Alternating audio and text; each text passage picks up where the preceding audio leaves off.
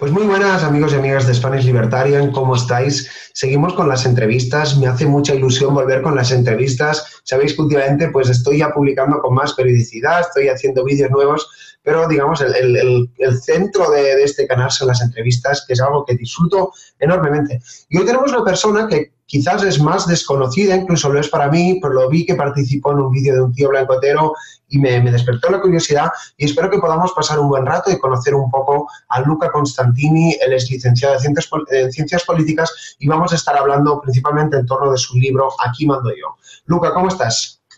¿Qué tal? Muy bien.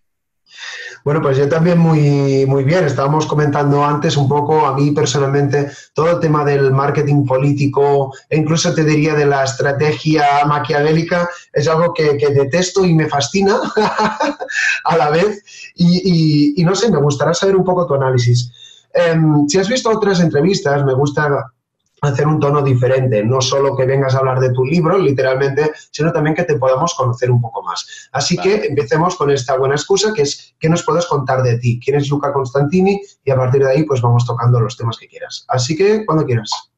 Bueno, pues mira, yo soy efectivamente licenciado en Ciencias Políticas por la Universidad de Bolonia, que es una ciudad italiana que, bueno, creo que casi todo el mundo conoce, ¿no? Además, bueno, es un lugar histórico, ¿no?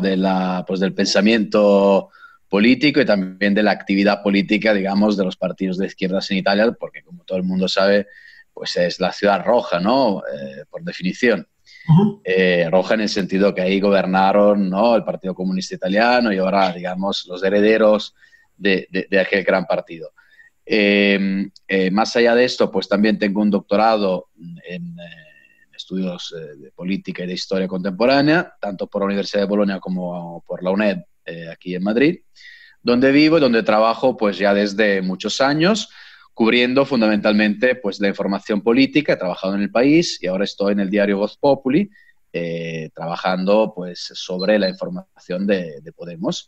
Y una de las últimas, digamos, actividades que he hecho efectivamente ha sido escribir este libro, ¿no? Sobre Podemos, que es este, así para que lo vean, Aquí digamos. mando yo. Vale, dejaremos el link en la descripción y tal.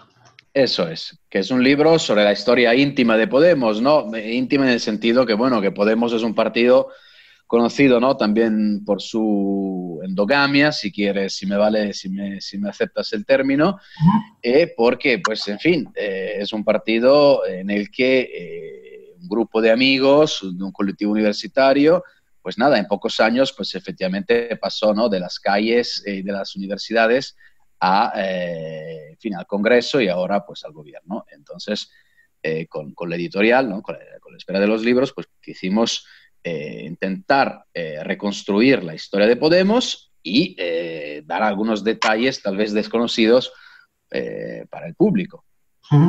Antes de hablar del libro, vamos entrando un poco más. ¿Cómo podrías definir un poco la ciencia política como mínimo, tal y como tú la has estudiado? Y no sé si hay alguna especialización. Entrevisté a una persona que también tiene un libro sobre Podemos, que se llama El método Podemos, él se llama David Álvaro García, y con él hablamos mucho del tema del marketing político, que me parece una disciplina interesante. No sé si tu tesis, vamos a decir, o tu especialización va por ahí, Luca. Bueno, no técnicamente, aunque evidentemente, claro, no hay pues estudiante en políticas que no tenga también cierta pasión por el marketing político, ¿no? Además, el marketing político es un concepto que, si quieres, cuando la política se convierte en un asunto de masas, fundamentalmente hace ya algo más de 100 años, ¿no?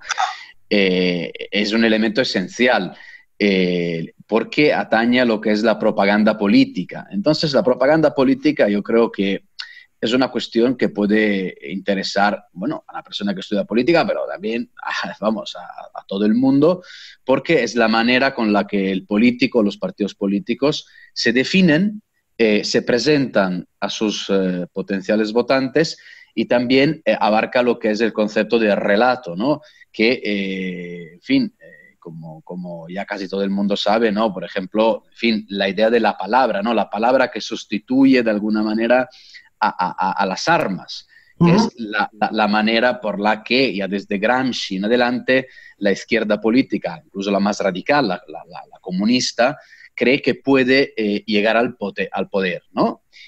Más allá de la experiencia de los bolcheviques, que ocupan de facto lo que era la Duma, quiere decir que ocupan lo que era el parlamento entonces de la Rusia zarista, pues hay una reflexión que en este caso hace Gramsci ya por los años 1920, 1930, sobre la idea de que se puede llegar al poder a través del instrumento de la palabra. Porque la palabra lo que determina es, digamos, la idea colectiva del presente. Y es muy importante porque en el caso de Podemos, ellos estudian mucho la idea de la palabra y la aplican para llegar al poder, ¿no? Y son muy innovadores en esos términos porque, claro, además de las televisiones, que es donde se apoyan, sobre todo en la primera etapa, también, por ejemplo, con las redes sociales, son realmente pioneros, ¿no? En España. Claro, pero si me permites la pregunta, ¿hasta qué punto esta innovación también tiene un punto de perversidad? Es decir, ¿hasta qué punto la misma democracia no se pervierte cuando adoptamos ciertas estrategias gramscianas o populistas? No sé si se entiende mi punto, Luca. Bueno, sí, se entiende perfectamente. En ese ámbito yo te diría que es clave el trabajo de los periodistas, ¿no? Que son hoy en día pues, las personas que tienen un poco que en fin, explicar a las personas que trabajan y que están pendientes de otros asuntos como la perversión de la palabra puede de alguna manera enmascarar, ¿no? O esconder una mentira, fundamentalmente, ¿no? Porque lo vemos casi a diario, ¿no? Como un debate, por ejemplo, de estos días sobre el PIN parental, ¿no? Cómo luego los partidos políticos intentan, por ejemplo, desviar de los problemas que tienen, dirigiendo la opinión pública hacia argumentos o hacia temas de debates que tal vez son residuales, son poco importantes, o incluso, te podría decir, son falsos o son artefactos, digamos, de lo que a ellos les interesa más. Eso forma parte repito, de la propaganda política y creo que no hay ninguna persona que le interese la política que no quiera ver, que no quiera entender qué es la propaganda y en este caso, ¿no? Lo que estábamos hablando antes, un poco cómo se emplean las palabras para determinar, digamos, un marco mental común que pueda desviar o que te pueda promover, dependiendo de lo que te interesa. Bueno, muy de acuerdo, interesante reflexión. La última en este tema, la última pregunta, y quizás es algo personal, pues que no dejo de pensar, ¿no? Es ¿dónde está el límite entre el uso de la persuasión, vamos a decir, y ya de la mentira, la demagogia y populismo? Porque parece, y si quieres lo podemos enlazar con Podemos, yo personalmente creo que sobrepasan el límite. No sé si es esa también tu tesis. Bueno, yo creo que Podemos ha tenido siempre sobre su mesa la idea de vender un relato constantemente, ¿sabes? Entonces, por ejemplo, ellos cuando llegaron con la casta, ¿no? La idea de la casta, y por cierto, yo en este libro lo explico, ahí los de Podemos, los chicos de Podemos, o los hombres y mujeres de Podemos, pues llegaron también gracias a una reflexión que se iba haciendo en Italia, que ellos pudieron ver de primera mano, que era la idea de la vieja política y la nueva política, ¿no? Entonces aplicaron el concepto de la casta. Y la casta, como es lógico, es un concepto, claro, que cada uno pueda tener una idea de lo que es para ti y para mí la casta política, ¿no? Claro. Vamos a ver, y luego, claro, por ejemplo, con el caso del chalet, ¿no? La idea de casta, pues realmente, claro, ahí se rompió, ¿no? Lo que era casta, lo que es casta. Y claro, entonces tú dices, bueno, puede ser una perversión democrática. Pues lo puede ser. También es cierto que mejor la perversión democrática de la palabra que el ataque a la democracia a través de las armas. Lo cierto es que los ciudadanos tienen que estar preparados a entender que el político muy a menudo intenta pues venderle una moto según la situación. Y claro, la calidad de una democracia también se ve por todos los elementos que pueden frenar el abuso de la propaganda de la palabra. Hombre, estamos hablando realmente de los poderes también fácticos de un sistema democrático, que pueden ser los jueces, pueden ser los mismos periodistas. En el caso, por ejemplo, catalán, En el caso catalán de los independentistas en Cataluña, pues hemos visto, ¿no?, cómo determinadas palabras modifican el marco también de los sentimientos de las masas, ¿no? ¿Qué es un preso político? Pues mira, Antonio Gramsci fue un preso político. Una persona que pensaba una determinada cosa, tenía una actividad política, pero claro, luchaba contra el fascismo y acabó en la cárcel y murió en la cárcel. ¿Podemos decir que Junqueras es un preso político como lo fue Antonio Gramsci, que luchaba contra Mussolini? Yo creo que no. Pero tú fíjate que Pablo Iglesias sí que habla de preso político. Bueno, me va bien que termines esta última respuesta hablando de Pablo Iglesias. Vamos a hablar de su figura y aparte es el título de tu libro, ¿no? Aquí mando yo. A ver qué pasa un poco con Pablo Iglesias. ¿Cuándo empezaste a fascinarte un poco? Porque entiendo que este análisis también viene de cierta fascinación. ¿Por su figura o por su proyecto de Podemos? Bueno, digamos que yo pude seguir directa e indirectamente toda la vida política, digamos, de Pablo Iglesias por una serie de situaciones, si quieres, profesionales. Por ejemplo, yo estuve cubriendo mucho de la información en el Ayuntamiento de Madrid, que me permitía, ¿no?, tener, digamos, una visión colateral, si quieres, de lo que estaba pasando en Podemos, sin estar directamente en la primera línea, pero podía absorber muchísima información en esos años. Y luego, claro, Pablo Iglesias no deja de ser un personaje clave de la política contemporánea española de los últimos años, que yo, como todos otros personas y ciudadanos, pues pudimos observar, por ejemplo, todo lo que fue su proyección mediática, ¿no?, ya por los años 2012, 2013, 2014. También te digo que cuando veía al Pablo Iglesias tertuliano siempre veía un reflejo de lo que eran los talk show, ¿no?, en Italia de 10 años antes. Tal vez pues la vida, en fin, nos da pequeños regalos, ¿no?, nos permite tener una visión, no sé, quiero decir, que te permite darle una clave de interpretación novedosa. Y en ese caso yo recuerdo, claro, las primeras tertulias con Pablo Iglesias, que yo pensaba, pero es que yo esto ya lo he visto, es que esto ya no es nada nuevo, ¿sabes? Hablando con los amigos, decía, esto es lo mismo que hacía Berlusconi, ¿sabes? El y tú más, ¿no? El y tú más. No sé si te acuerdas, como claro, teníamos una vieja clase política que iba a la tertulia y decía pues sus recetas políticas, y luego de repente teníamos a un chaval con la coleta, con el piercing, que iba y atacaba a los contrincantes, ¿no? Que decía, eso, la política es como el boxeo, ¿sabes? Te tengo que ganar, mejor atacar que defender. Esta estrategia de comunicación, que hoy en día la podemos ver, yo creo, casi en toda Europa, hasta Macron, de alguna manera, es heredero de la nueva clase política, ¿no? Y también Albert Rivera aplicó mucho de este tipo de lógica. También Albert Rivera criticaba la vieja política un poco como si fuera una casta, ¿no? Entonces, claro, todo eso realmente son estrategias de comunicación que se repiten. Podemos añadir la parte de las redes sociales. Añadió las redes sociales como estaba haciendo Obama en su momento, ¿no? Podemos, la palabra Podemos no deja de ser casi una traducción en español del Yes We Can, ¿no? En fin. Entonces, claro, esta sensibilidad que te llega también a través del estudio, por ejemplo, de las relaciones internacionales, de haber podido trabajar en la Unión Europea y en algunos pequeños meses en los que trabajé, digamos, en el ámbito diplomático, pues también te ayuda a comprender tal vez algo más de este fenómeno. Y luego, claro, hay la información directa del trabajo del periodista, que ahí añades sal a todo lo que ves. Seguimos analizando la figura de Pablo Iglesias. A mí también me parece fascinante, estoy de acuerdo contigo. Y en este caso te haré una pregunta más personal, no más personal tuya, sino más personalista, vamos a decir. Y en este caso es, ¿hasta qué punto crees que Pablo Iglesias es una persona honesta? No sé si la pregunta está bien formulada, pero se me entiende.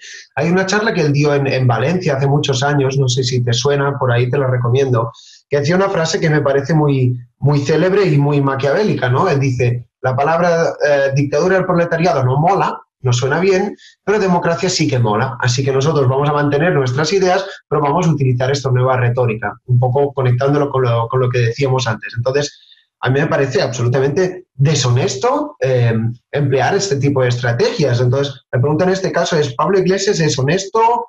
No sé, ¿cómo crees que juega sus cartas en ese aspecto?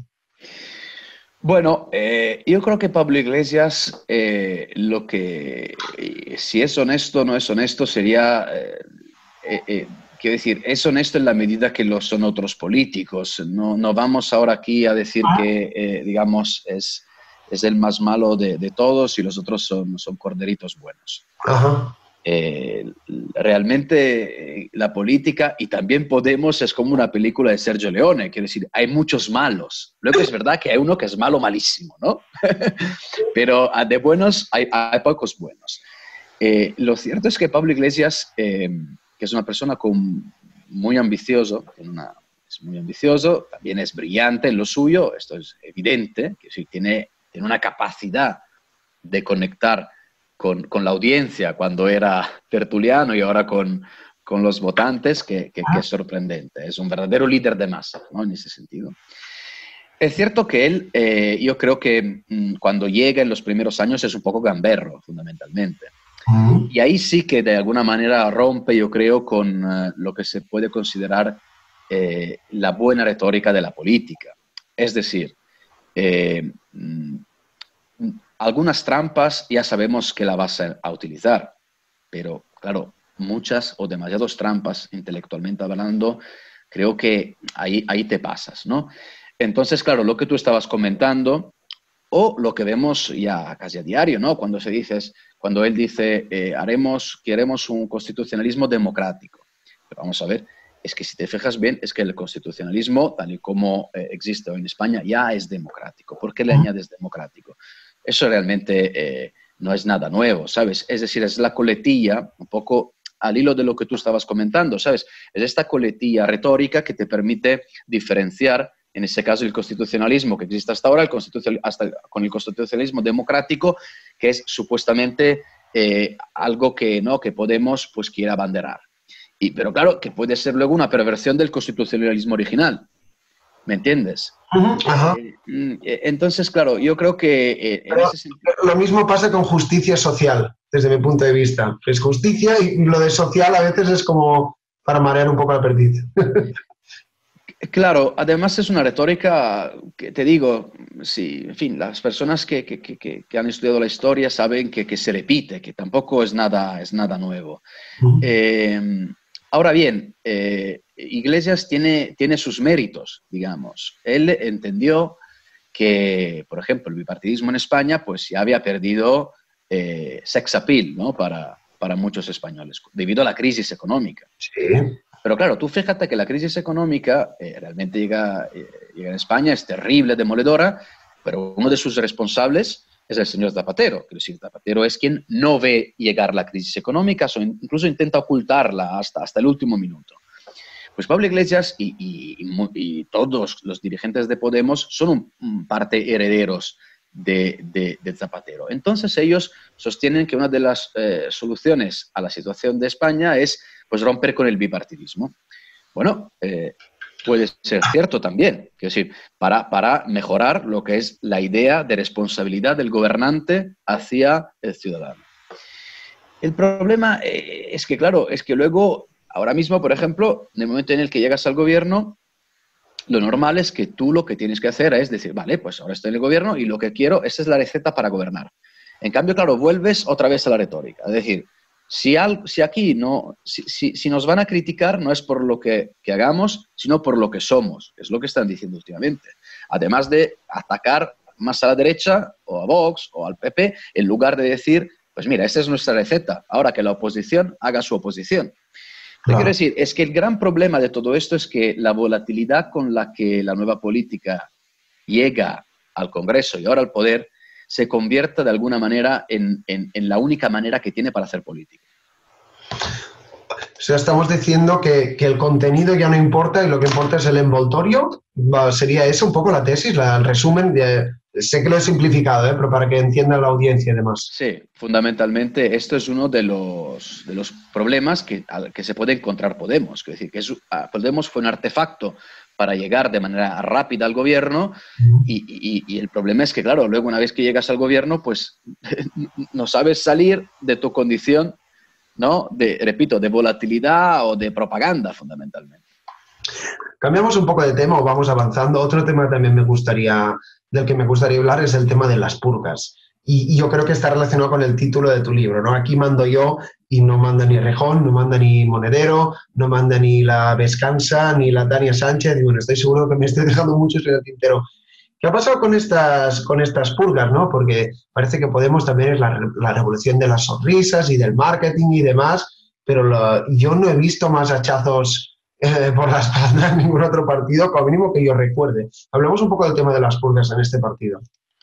Bueno, las purgas realmente son el resultado de lo que estábamos comentando antes. Quiero decir, es que en el momento en el que tú quieres ser solo un artefacto para llegar rápidamente al poder, el problema ¿cuál es? Es que antepones llegar al poder como sea a la construcción de un partido político en el que puedan convivir determinadas almas o sensibilidades y que pueda haber un debate interno. Entonces, ¿qué pasa? Que Podemos se acaba convirtiendo en el partido de Pablo Iglesias. Es decir, Pablo Iglesias tenía un partido, ahora el partido es él. Digo más que es él y realmente es él, es Irene Montero y otros 3 o 4 dirigentes. Ya ni siquiera es solo él, ojo.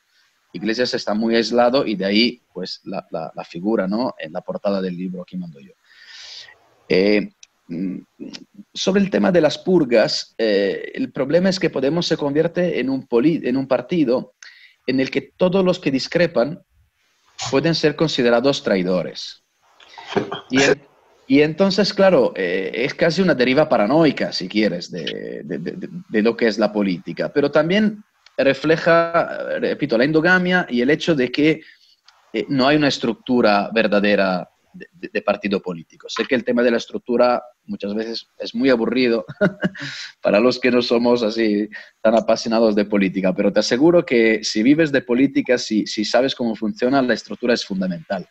De alguna manera es como decir que tienes un equipo y no tienes cantera, no tienes banquillo, no tienes nada, ¿sabes? Solo tienes un buen delantero y una buena defensa, un buen portero, pero claro, para ganar la Champions League, ¿no? Necesitas también tener buenos entrenadores, personas entregadas al equipo, ¿no? Que no se ven, fontaneros, ¿no? Por así decir. Entonces, las purgas, pues en los años, claro, evidentemente, en la vida de Podemos hay muchas purgas, algunas justificadas o justificables, digamos, porque yo creo que también es verdad que el líder tal vez tiene la paranoia de la traición, pero también es cierto que el líder ha vivido momentos duros, traidores, traiciones, en fin, decepciones también personales, porque claro, porque eran un grupo de amigos, de conocidos, personas que tenían mucha confianza, digamos, entre ellos, y que pues la historia acaba un poco mal. En parte las purgas pueden incluso ser justificables en política, pero si solo hay purgas, algo falla.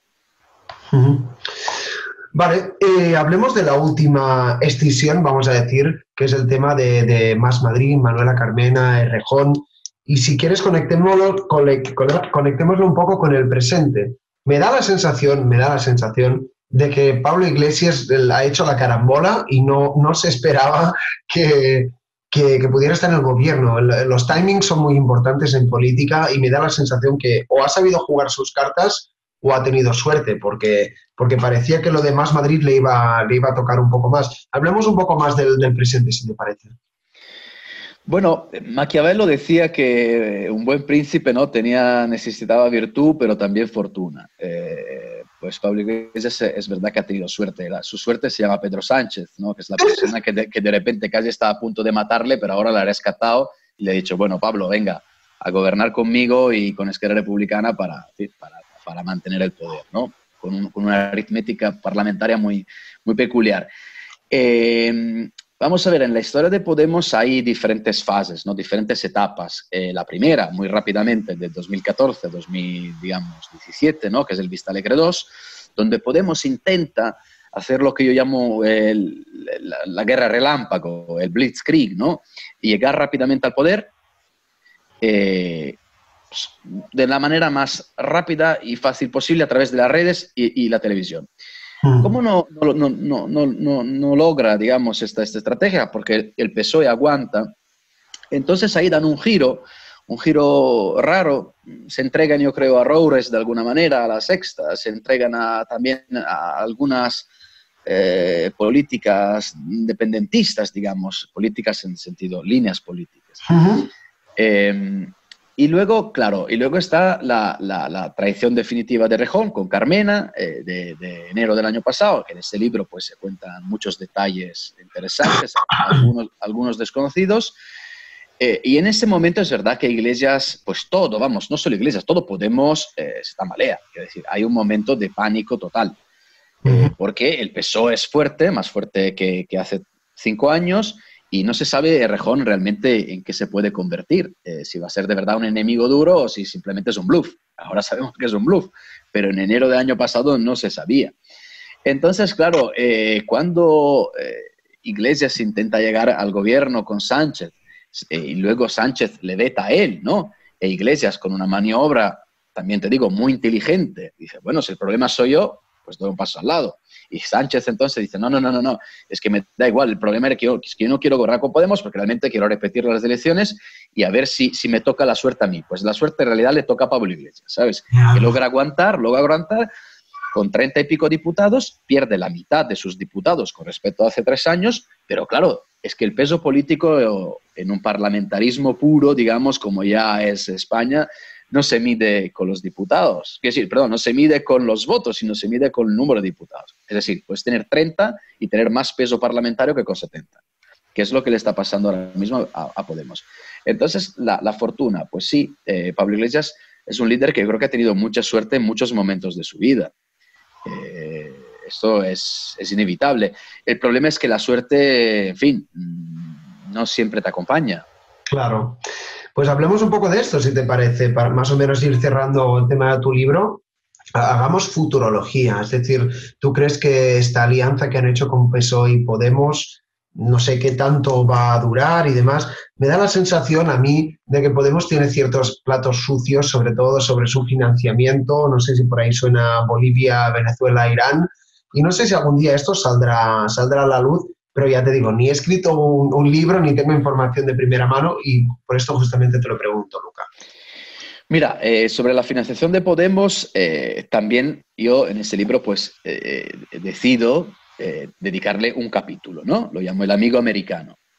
Ese libro, vamos, son más o menos 10 capítulos, hay personas, Tania Sánchez, la importancia de Tania Sánchez, la traición de Carmena, el amor a Irene Montero, el cambio de Tania a Irene, y también la construcción de un partido que no se construye, cómo se entrega al tema catalán y al tema de la financiación de Podemos. Que hay que decir y subrayar que por mucho que se ha ido publicando información, ha caído información, digamos, un goteo de información sobre la conexión con América Latina, realmente los jueces hasta ahora no han declarado nada, fundamentalmente, o mejor dicho, han negado. Ahora bien, sabemos que, por ejemplo, pues a Monedero le afectó un caso, digamos, vinculado a Hacienda, con varios centenares de miles de euros. Sabemos que había una fundación donde trabajaban todos los dirigentes de Podemos, que trabajaba para los gobiernos de América Latina, por lo tanto, una conexión por lo menos ideológica, de ahí, vamos, eso está comprobado. Y luego está el año 2019, que es la historia todavía por escribir. En ese libro se cuentan cosas que ahora estamos viendo, las consultoras vinculadas a Podemos, esa idea, bueno, esta posible financiación, un nuevo canal de financiación, que repito, todavía se está publicando mucho en estos días en la prensa, y efectivamente, como tú dices, pues la posibilidad de que haya algo raro, digamos, y que pueda condicionar de alguna manera el futuro de Podemos. Hay algunos datos, por lo menos sospechosos. Uno, entre otros, los microcréditos, ¿no? Podemos se financia a través de microcréditos, que son préstamos privados de personas, como tú, como yo, al partido. Eso está muy bien. Sobre el papel está muy bien, ¿no?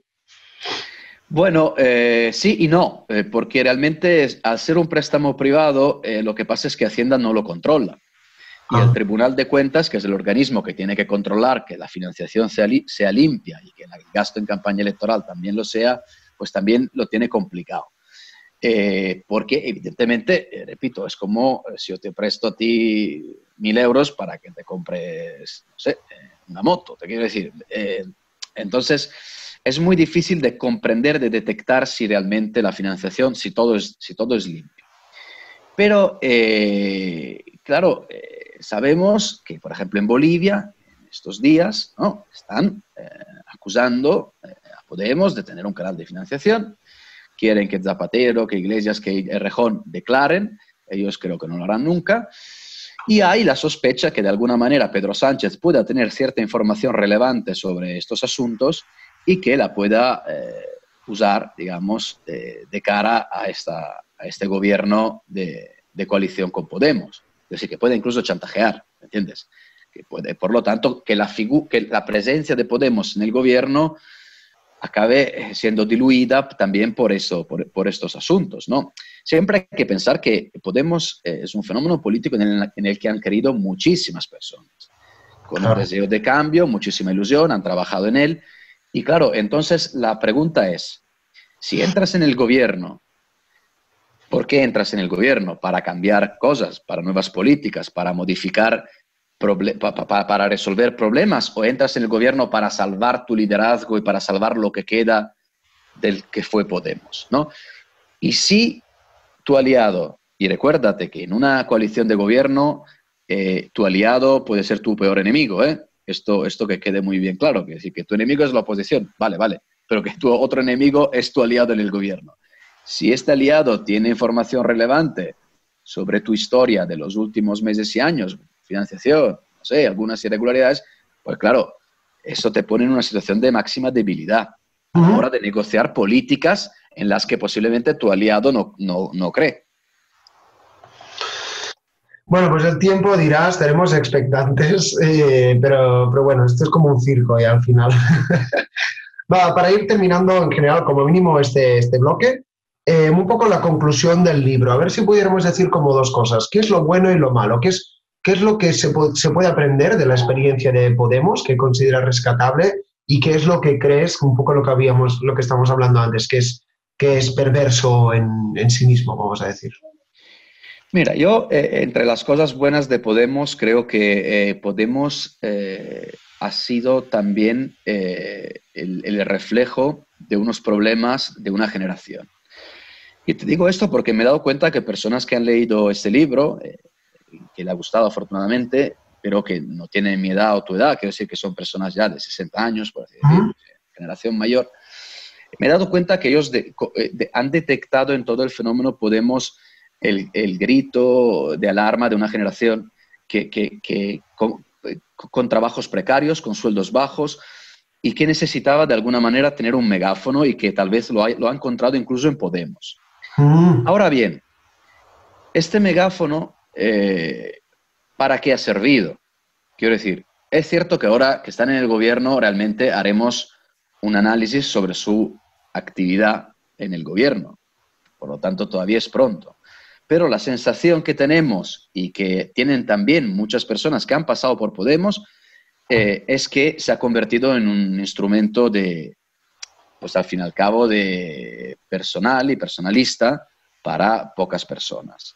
Y esto es un defecto, yo creo, y me temo, de la nueva política. Es decir, es el defecto de quien dice que los viejos partidos políticos eran todos corruptos y que ellos eran los únicos portadores de la verdad y de la limpieza. Pues, claro, el problema ¿cuál es? Es que si todo esto fracasa, el gran problema es que los electores, los votantes, tendrán un argumento más para no creer en la política. Y cuando la gente no cree en la política, se suele entregar a figuras, quiero decir, a caudillos, por así decir, que no tiene que ser necesariamente un caudillo militar, puede ser un caudillo económico. Puede ser, digamos, una figura muy relevante o con mucha fuerza, pero que diga, para resolver todos los problemas no hace falta ni siquiera el partido, ni siquiera la cultura política, yo soy la solución. ¿Sabes? Entonces, el momento es muy importante. Muy importante porque además yo creo que en el PSOE Pedro Sánchez realmente se ha entregado un poco a algo parecido a lo que es Podemos, que es decir, ha canibalizado el partido y lo que ha convertido el PSOE es en el partido de Pedro Sánchez y entonces, claro, eso puede ser un problema. Eso puede ser un problema. Más o menos para ir terminando, volvemos a hacerte preguntas personales y demás, o como mínimo en esta masterclass de ciencias políticas que estás haciendo, que me está gustando mucho. En este caso me gustaría, has hablado de democracia, de cómo no se pierden estos valores democráticos, perdón. La pregunta en este caso es cómo hacer que la democracia pueda durar y mantenga esa idea constitucional. Yo, por ejemplo, la democracia que más me gusta, como mínimo históricamente, es Estados Unidos y siempre se dice el tema de los checks and balance, ¿no? Es decir, no importa tanto que esté Obama o que esté Trump, hay hay una institucionalidad, vamos a decir, que hace que no pueda tender hacia ese caudillismo. Entonces, ¿cómo, la pregunta en este caso quizás sería, ¿la democracia puede tener herramientas para que un demagogo de turno no la dinamite, como ha podido pasar en Venezuela? ¿Cómo la democracia se puede blindar a sí misma para que se sigan respetando pues, esos derechos que nos otorga como ciudadanos y demás?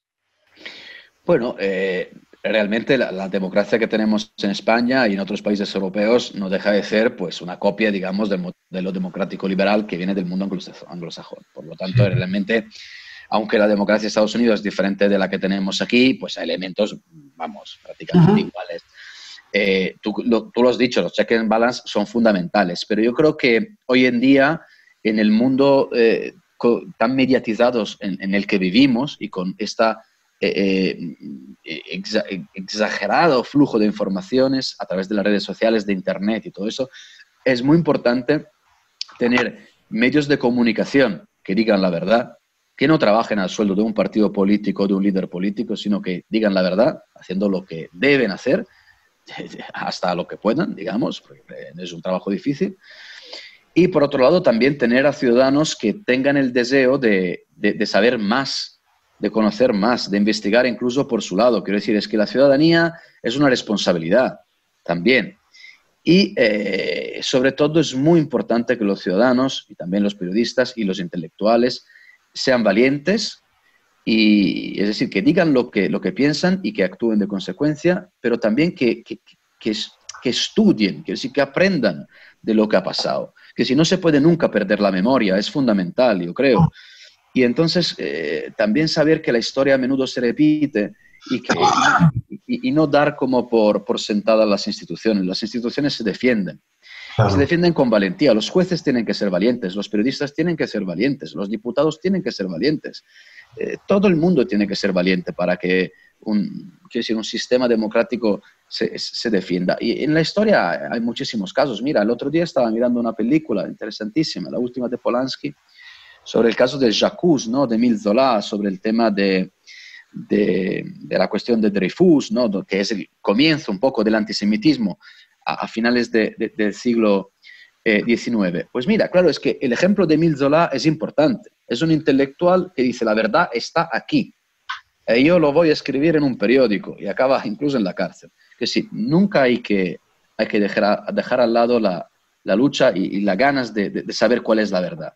Porque si no, los políticos nos van a marear. Estoy muy de acuerdo con eso y tengo que hacerte la pregunta. Ya sabes que en este canal lo ponen el mismo nombre, ¿no? Spanish Libertarian. Aquí somos de tendencia liberal, clásica, libertaria, y yo personalmente pues creo mucho, no soy anarquista, como mínimo no lo concibo en mi cabeza, pero yo creo mucho en el gobierno limitado y creo en un Estado pequeño y eficiente, pero tengo que preguntártelo a ti. ¿Crees que hay un sistema más perfecto? No sé cómo te autodefines o te posicionas políticamente. Bueno, pues mira, yo me defino un estatalista, quiero decir, así que en este sentido podríamos casi estar, digamos, no del todo alineados.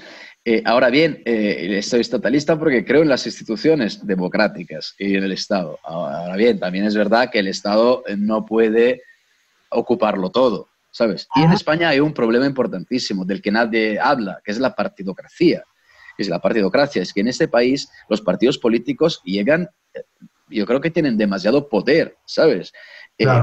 Tienen una capacidad impresionante de influir sobre los fiscales, los magistrados, los medios de comunicación, la enseñanza pública. A ver, es que, no, vamos a ver. Es muy importante que haya un Estado fuerte y reconocido por su prestigio por los ciudadanos, pero también es importante que haya una sociedad civil activa. Claro. Es muy importante que sea activa y que piense con su cabeza y que tenga los canales necesarios para protestar cuando quiere protestar y que se las oiga cuando protesta. De hecho, vamos a ver, Cataluña, por ejemplo, que es un laboratorio interesantísimo, ¿no? De lo que es el Estado y lo que es la sociedad civil. La sociedad civil catalana era una de las sociedades civiles más activa en España hasta los años 70-80, cuando la Generalitat, el Estado, ocupa, ¿no?, todos los espacios de la sociedad civil. Entonces ahora nos encontramos con la Generalitat, que puede decir, vamos por aquí, y 2 millones de personas van por ahí, con todos los terminales, si es TV3, si son los periódicos. Claro, es un ejemplo interesantísimo, que en el año 2020 sigamos hablando de nacionalismo como si fuera algo bueno. Pues mira, ahora ya, pues apaga y vámonos. Porque, ¿sabes? Que el nacionalismo es algo, pues, malo y terrible, y hay que decirlo con toda tranquilidad. Y que haya cierta izquierda que se dice estatalista y que al mismo tiempo, pues, apoya el nacionalismo después de lo que ha pasado en Europa con la Segunda y la Primera Guerra Mundial, pues esto efectivamente debe hacer reflexionar, ¿no? Entonces, o sea, a ver si se entiende mi tesis. ¿Existe un sistema más o menos perfecto o no? ¿O la perfección es algo que no tiene cabida dentro de lo que es la ciencia política? Hombre, la perfección no existe. Lo que sí existe son sistemas que garantizan más la libertad de los ciudadanos. Y es evidente que la democracia liberal, pues, garantiza más la libertad de los ciudadanos, pues, que el sistema, no sé, socialista, o que el sistema nacionalista, o todo lo que, digamos, se ha visto en la historia y lo que se puede ver hoy en día en algunos países, pues, en fin, aquí desde el mundo contemporáneo. Quiero decir, es suficiente decir que en Cuba, ¿no? Quiere decir que el laboratorio cubano, pues mira, es que en Cuba, quiero decir que si tú eres un artista y haces una obra o escribes algo, una canción contra el régimen, pues te vas a la cárcel, tal cual. Y lo digo porque lo sé. Entonces, claro, te quiero decir, hay que ser honestos en ese sentido. También te digo que creo que nuestra generación, incluso los políticos de nuestra generación, realmente, por mucho que hablen y que critiquen, etcétera, tienen bastante integrado lo que es el sistema liberal, de la democracia liberal. Y confío en que los ciudadanos también saben que la libertad es muy importante, que es importante la justicia social, es importante el bienestar, pero la libertad es un fuego que tenemos en nuestra alma y que es la verdadera riqueza, ¿no?, de la humanidad. Bueno, oye, te ha quedado muy poético, ¿eh?, esa última. Perfecto. Oye, pues siempre termino las entrevistas y igual me lo he pasado muy bien y me gustan estas que son entrevistas medio masterclass, pues te voy a hacer una pregunta personal, que es que nos des algún consejo para alguien que tenga un perfil similar al tuyo. Entiendo que te has ido de tu país, has estudiado, has escrito un libro, estudias en medios y demás. ¿Qué consejo darías a alguien que tenga un perfil similar al tuyo? Bueno, pues mira, yo creo en el trabajo, ¿sabes? El trabajo es importante, el mérito también. Lo importante es trabajar. Yo creo que es importante también concentrarse en algo, quiero decir, no perder un poco, pues, las energías en muchas cosas y seguir y asumir, pues, que habrá momentos difíciles, pero que uno tiene que seguir adelante. Y al fin y al cabo, ¿sabes? Es un poco la típica historia, quiero decir, es que, pues mira, tal vez te vas a caer, tal vez lo vas a tener difícil, pero no tienes que parar nunca, ¿no? Y sobre todo no tener miedo, es muy importante no tener miedo hacia lo que tienes fuera y lo que tienes dentro también, que tenemos muchos fantasmas por aquí. También los políticos los tienen. Qué bueno. Oye, pues hemos tocado muchos temas diferentes, llevamos hablando casi 50 minutos, me lo he pasado muy bien, aparte hacía tiempo que no hacía entrevistas, así que vaya, doblemente agradecido. Pues no sé, antes de que cierre, no sé si quieres añadir algo, Luca. No, nada, agradecerte, pues, la entrevista, muy interesante, heterodoxa, esto sí, pero está bien. Bueno, esta es la idea, también intento hacer las cosas de un punto de vista diferente, o como mínimo no el tipo de contenido que veríamos en la televisión, que en la televisión ya te hubiera cortado a la primera respuesta. Pues Luca Constantini, autor del libro Aquí mando yo, te dejaremos el link en la descripción para que la gente lo compre. Gracias por tu tiempo y gracias a los oyentes y espectadores. Si os ha gustado, sabéis que podéis dejar un like, suscribiros o dejar un comentario también. Y nada, a seguir informándonos, y me quedaré con la última reflexión también, que has hablado de meritocracia y de valentía, que la verdad que resuena mucho conmigo. Luca, nos vemos muy pronto y gracias otra vez. Gracias. Hasta Hasta luego. luego.